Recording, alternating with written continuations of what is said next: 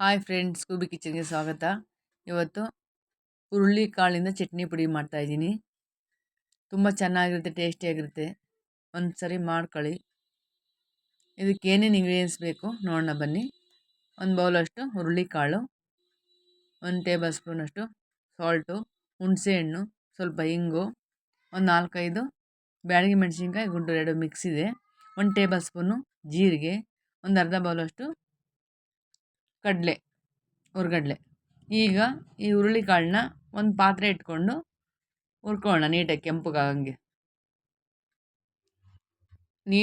ಕೆಂಪುಗೆ ಹುರ್ಕೋಬೇಕು ಹುರುಳಿ ಕಾಳನ್ನ. ಎಷ್ಟು ಚೆನ್ನಾಗಿ ಹುರ್ಕೋತೀವೋ ಅಷ್ಟು ಚೆನ್ನಾಗಿರುತ್ತೆ ಚಟ್ನಿ ಪುಡಿ. ಆಮೇಲೆ ಒಂದು ಬೌಲಷ್ಟು ಒಣ ಕೊಬ್ಬರಿನ ತುರಿದ್ಬಿಟ್ಟು ಈ ಥರ ಹುರ್ಕೋಬೇಕು ಕೆಂಪುಗಾಗಂಗೆ. ನೀಟಾಗಿ ಹುರ್ಕೊಂಡು ಎತ್ತಿಟ್ಕೋಬೇಕು. ಆಮೇಲೆ ಅದೇ ಪಾತ್ರೆಗೆ ಒಣಮೆಣ್ಸಿನ್ಕಾಯಿ ಹಾಕ್ಕೊಂಡು ಹುರ್ಕೋಬೇಕು ನೀಟಾಗಿ. ಕಮ್ಮಿ ಉರಿನಲ್ಲಿ ಈ ಥರ ನಿಧಾನಕ್ಕೆ ಹುರ್ಕೋಬೇಕು. ಅದಕ್ಕೆ ಸ್ವಲ್ಪ ಹುಣಸೆಹಣ್ಣು ಹಾಕ್ಕೊಂಡು ಅದನ್ನು ಕೂಡ ಹುರ್ಕೋಬೇಕು.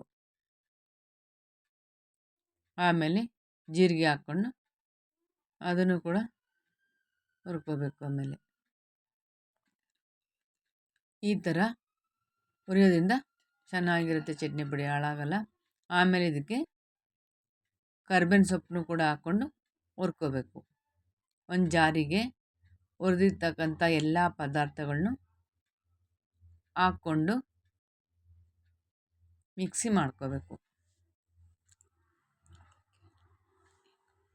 ಇಂಗು ಒಂದು 1/2 ಟೇಬಲ್ ಸ್ಪೂನ್ ಇಂಗು, ಒಂದು 1/2 ಟೇಬಲ್ ಸ್ಪೂನು ಸಾಲ್ಟು ಹಾಕ್ಕೊಂಡು ಈ ರೀತಿಯಾಗಿ ಪುಡಿ ಮಾಡ್ಕೋಬೇಕು. ಪುಡಿ ಆಗಿದೆ. ಇವಾಗ ಇದನ್ನು ಒಂದು ಪ್ಲೇಟಿಗೆ ಹಾಕ್ಕೊಳ್ಳೋಣ.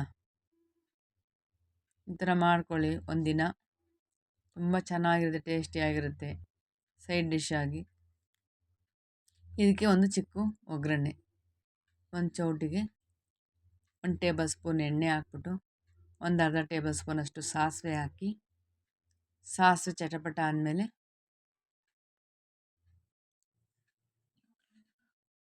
ಮಿಕ್ಸ್ ಮಾಡ್ಕೋಬೇಕು ಚಟ್ನಿ ಪುಡಿಗೆ ಕ್ಲೀನಾಗಿ.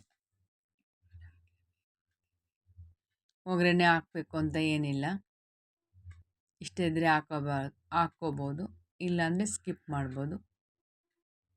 ಈ ಥರ ಹಾಕ್ಕೊಂಡು ನೀಟಾಗಿ ಮಿಕ್ಸ್ ಮಾಡಿಕೊಂಡು ಒಂದು ಗಾಜಿನ ಬಾಟ್ಲಿಗೆ ಸ್ಟೋರ್ ಮಾಡಿ ಇಟ್ಕೋಬೇಕು. ಒಂದು 15 ದಿವಸ, ತಿಂಗಳಾದರೂ ಹಾಳಾಗಲ್ಲ. ಫ್ರಿಜ್ಜಲ್ಲಿದ್ದರೆ ಸೈಡ್ ಡಿಶ್ ಆಗಿ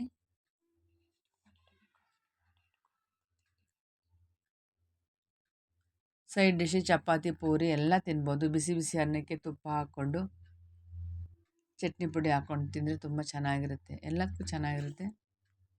ಒಂದ್ಸಲಿ ಟ್ರೈ ಮಾಡಿ.